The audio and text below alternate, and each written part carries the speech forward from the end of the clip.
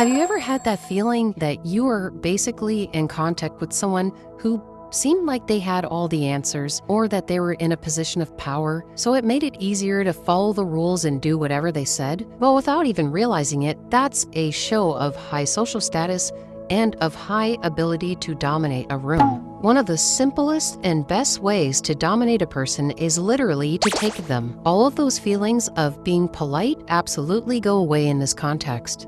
But before we get into other ways on how to dominate people, in particular a certain person, I want to clarify, in no way am I saying that you should or should not do whatever you want to do with the knowledge I'm about to give you. There are obviously good aspects about being dominant, but there are obviously awful ways to be dominant as well, and could cause you to actually hurt other people. Whether it's physically or emotionally, in truth, it's a very definable aspect about our world that is real. You need power. You need the ability to insert your will on others in order to protect yourself. Best way to dominate a person is by simply not talking to them. You don't give them a chance to actually understand who you are and what your personality is like. It gives you anonymity. This way, if you ever were to talk to them for the first time, they would have no other choice but to outright respect you because they just simply don't know you yet. Another way to actually dominate somebody is by physical touch. Whereas I told you before was the more emotional lens in regards to dominance,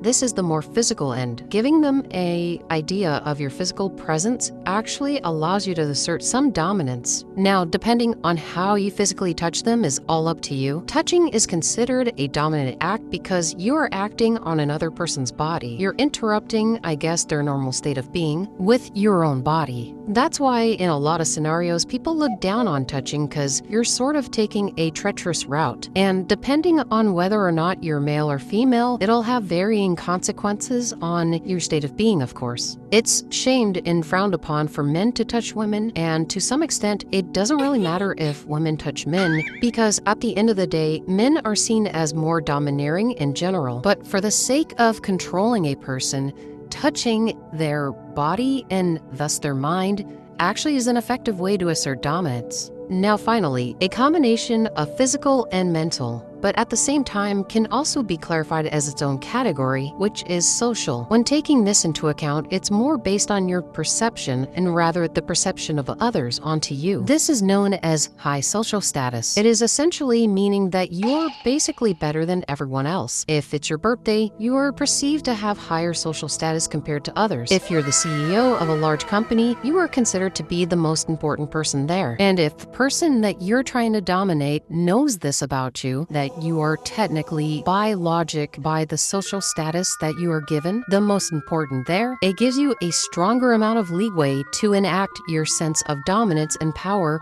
onto them. The higher your social status, essentially, the easier it is to employ physical and mental ways of dominating. And please, don't cause a bunch of evil, please.